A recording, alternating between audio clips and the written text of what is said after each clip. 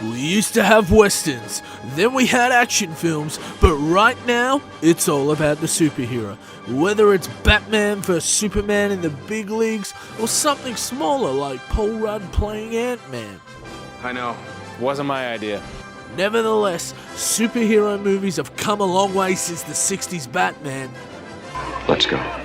But inconspicuously. Through the window. Whether it be animated, based off a comic book, yet another reboot, or God forbid something original, you just can't escape the superhero movie. This is just the beginning. Now sit back, unhook your utility belt, put the invisible plane in neutral as we count down our top 10 superhero movies.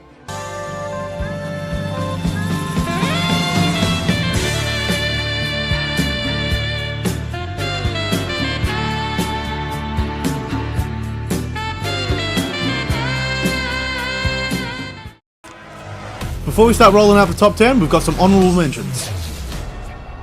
The Punisher. The Tim Burton Batman. Batman Under the Red Hood, the DC animated movie. The Dark Knight Returns, the DC animated movie. Unbreakable. X-Men 1 and 2. X-Men First Class. Excuse me, I'm Eric Lensher. Charles Xavier. Go fuck yourself. My number 10 is The Avengers. I know a lot of people have put this high on their list, but hey, this is my list, so fuck you. Now this is a good movie. It was the first kind of movie that brought all these big characters and big egos that we already knew together on the big screen. Joss Whedon was a great choice for this orgasm of nerdfest. He brought together all these characters' chemistry, they acted great together, and Tom Hiddleston as the villainous role as Loki was perfect. The only reason this isn't higher on my list is because I don't necessarily love any of these characters as much as other people do.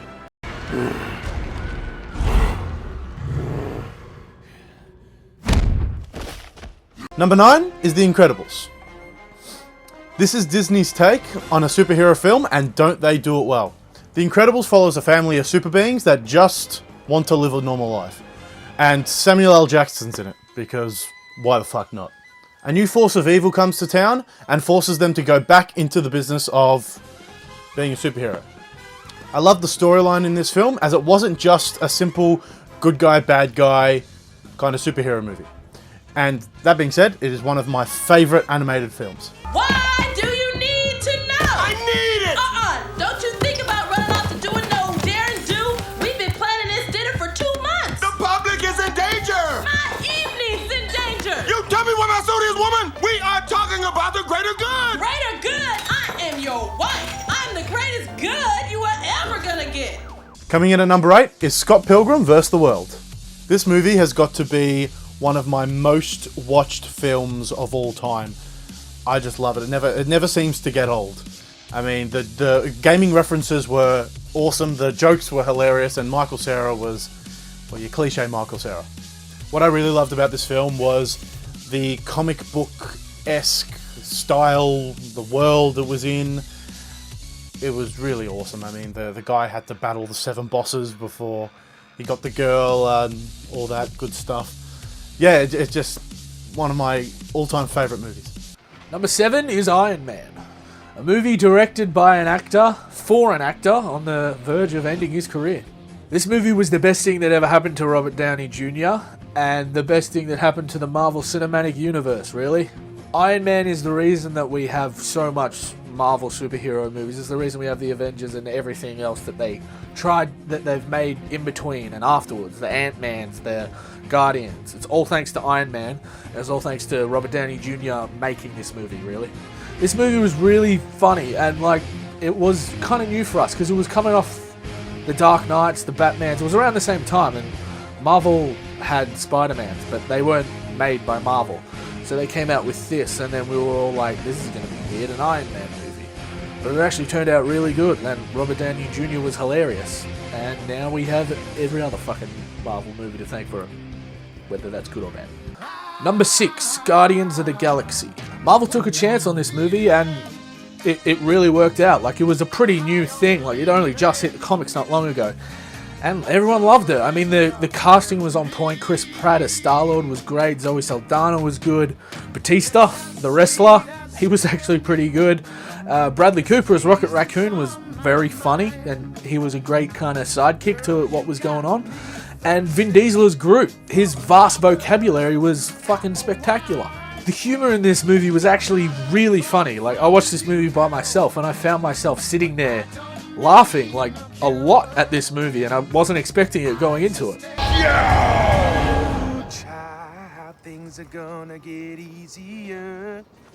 Ooh, child, things will get brighter. Listen to these words. Ooh, child, things are gonna get easier. Ooh, child, things will get brighter. Now bring it down hard. Someday, we'll put it together. What are you doing?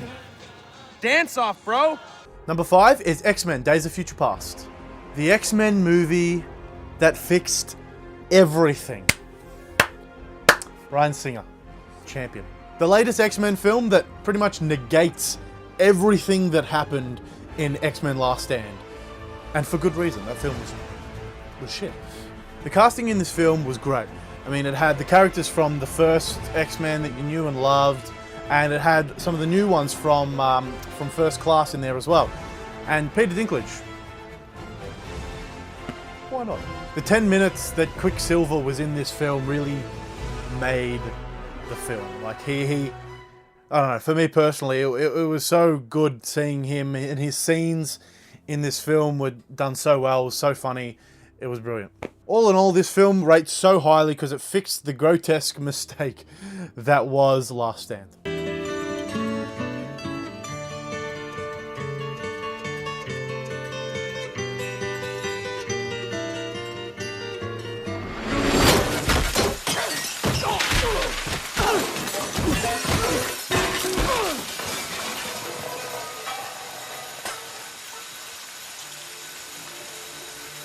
Number 4 is Captain America 2, The Winter Soldier. Cap 2 was really more than a superhero movie. It was a spy espionage kind of film that really gave films in a similar genre a run for their money. This film came out about the same time as Guardians of the Galaxy, and I thought it was a very nice alternative to the kind of fun movie that Guardians was. And it also proves that, hey, Chris Evans can act. This also came out similar time as Snowpiercer, and that was a sick movie. Number 3 is Batman Mask of the Phantasm. Now, any Batman fan that hasn't seen this, you suck. You just suck. Go and watch it. Do yourself a favor. Kevin Conroy as Batman is as close as you can get to perfection, and any sort of interpretation that he does as it, whether it's a game or one of the animated movies, the original animated series, he's just so good. And when he does that voice, when it's animated right, he is Batman. He is perfect. Now, this movie was a spin-off of the animated series, which in itself was a spin-off of the Tim Burton movie. But nevertheless, Mark Hamill as Joker in this movie was great, and he does Joker in a lot of things. He does it with Kevin Conroy a lot in the Arkham games, in other of the DC Universe movies. And he's just really good. He's less of a sinister Joker and more of a psychotic Joker in a way, like a fun Joker. And the way he does it is just great, and it rivals Kevin Conroy's Batman perfectly together. And together, them two, when they do a Batman movie together, you know it's going to be good. And this movie wasn't just about the great voice acting in it. It had a perfect storyline that was just, it fitted the tone of the movie great, and the tone was just, you just knew watching it, it's like, this is what Batman should be. This is the type of universe he lives in. This is creepy, kind of. And for an animated movie, it was one of the early ones, and it did it perfectly. Now, ain't that a coinky-dink? We're talking about the old man, and the spawn of his loins just happens to call. Makes you want to laugh, doesn't it, Art?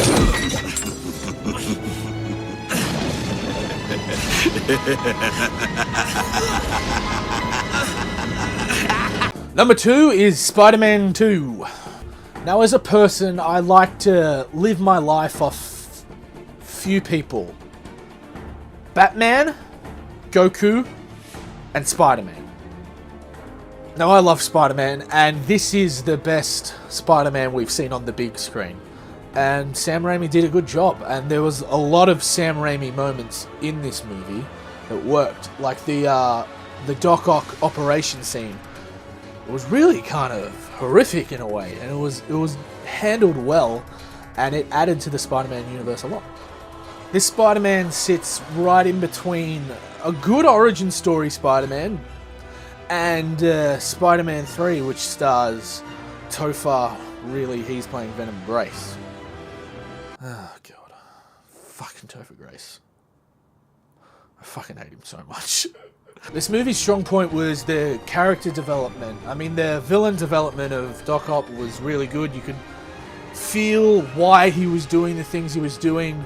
The character development of Peter as he wants to give up being Spider-Man was great in this movie. My only kind of problems as a Spider-Man fan is I thought they should have accentuated Peter's genius more, but that's just me. All in all, this movie is great. Oh shit, how can I not mention a fucking Spider-Man movie without J.K. Simmons? J.K. Simmons as Jonah Jameson is his life. No one will ever be able to do Jonah Jameson again. Like, I feel sorry for the next person who ever plays him. It's just unfair. Chief, I found Parker. Where you been? Looking for you all morning. Why don't you pay your phone bill? Mad scientist goes berserk and we don't have pictures. I heard Spider-Man was there. Where were you? Photographing squirrels? You're fired. Chief, the planetarium party. Oh, right. You're unfired. I need you. Come here. What do you know about high society? Oh, well, Don't answer that. My society photographer got hit in the head by a polo ball. You're all I got. Big party for an American hero. My son, the astronaut. Could you pay me in advance?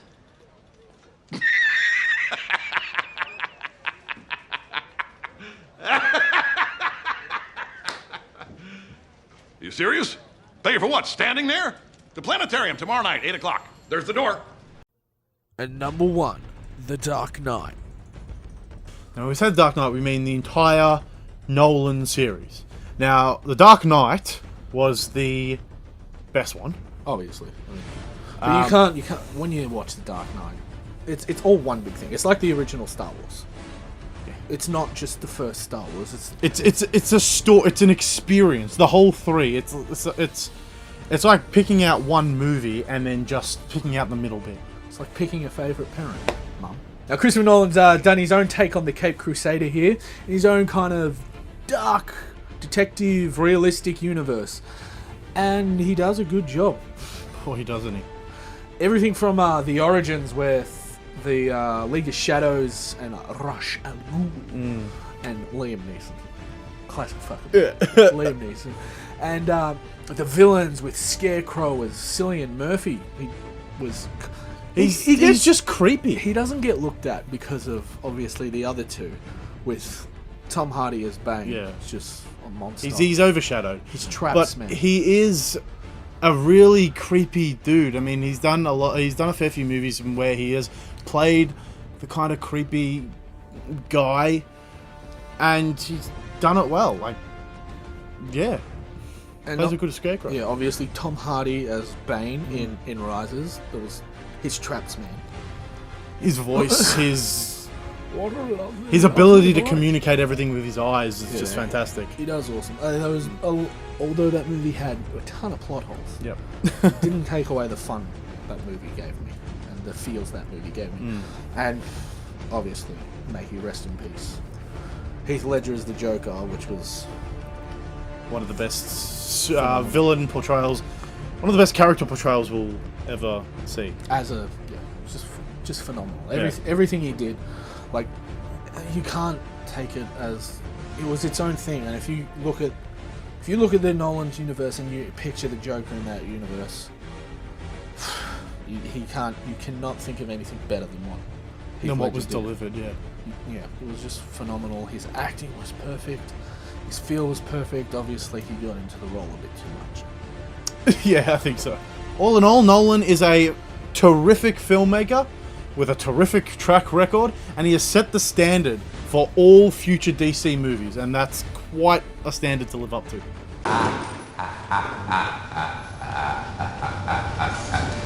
「And I thought my jokes were bad. Give me one reason why I shouldn't have my boy here pull your head off. How about a magic trick? I'm gonna make this pencil disappear. It's gone. Hey guys, thanks for checking out this top 10 superhero movie review kind of thing. Not a review. Countdown.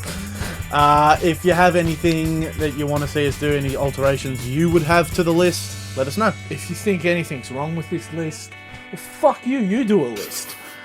And don't forget, if you don't, I don't know, Nick's gonna go watch The Green Lantern. It's a bad movie. That's my boy though. And Fantastic Four, the new one. That wasn't very good. Even the old one. They're all deaf. Yeah, but you get to look at Jessica Alba.